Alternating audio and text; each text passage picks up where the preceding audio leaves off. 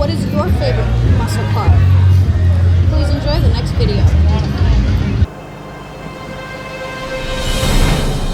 How you doing? My name is Dennis Spall. I'm the owner of High Speed Welding, and today we have a 2018 Dodge Demon, one of 3,000 made, and quite possibly the only one in the country to have a roll cage installed in it as of today, the hottest day of the year so far.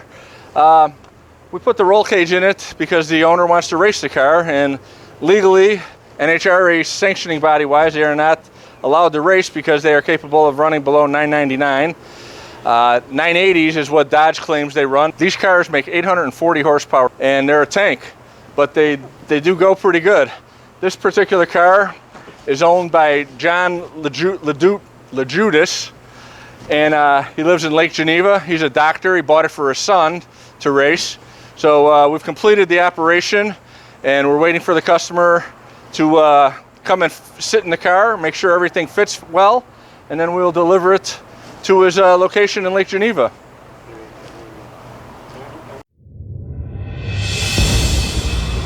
Okay, now we will take a look and see the roll cage that High Speed Welding installed in the vehicle. As you can see, the cage is legal for 850s. It has a window net that's laying in the back seat, not installed. It's installed but not installed.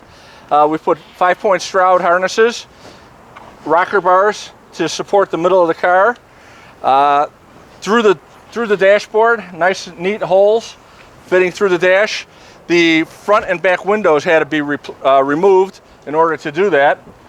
The trunk area, the tubes go through right next to the speakers and are nicely reupholstered back to where they belong. And the nice thing about a car like this, it has a nice sound system in it from the factory, and it still runs in the 9s. Wow. That is pretty cool that it has that. Yeah. And the benefit of having a roll cage in it, other than for rollover protection, is it stiffens up the car, which these cars are unibody and they are known to flex, and especially with 840 horsepower, the car is going to move around a lot. But with the 8-point attachments to the floor, it makes the car far more rigid than it would be factory, and as I said earlier, it has to be required by NHRA to legally race.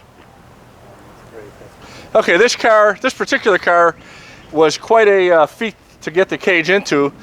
All the interior panels, including the headliner, the dash, the kick panels, the parking brake assembly had to be removed for the location of the tube to come through the dash.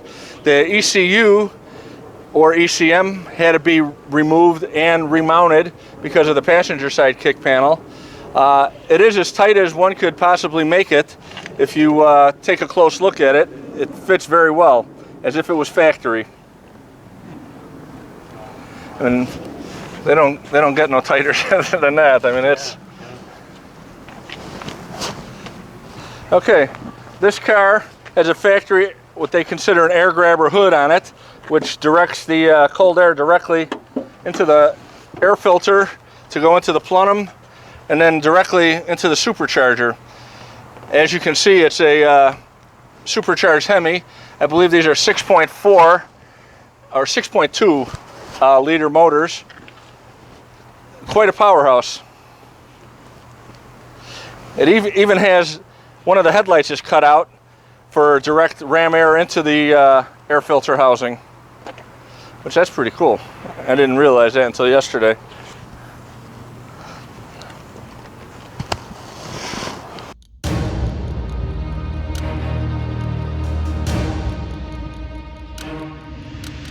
This car was given to me as soon as he bought it, and it's got 14 miles on it as we speak, and he'll start racing as soon as he gets it back. Just take a picture of the window sticker. It shows who it was made for. And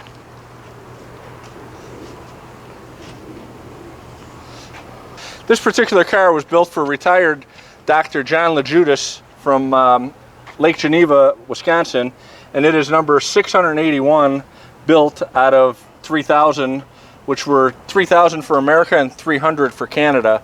So it's a fairly rare car. In the Demon package, This car has 6-piston Brembo brakes all the way around. It has DOT legal 315 drag radials that it comes on, that actually the car runs 980s on, and it comes with a different set of front tires to remove, and you put skinnier front tires on it so it's less weight. And an odd option on these is it comes with no passenger seat or rear seat. You can buy the passenger seat for $1, which he opted to do that, and there's no rear seat available for it.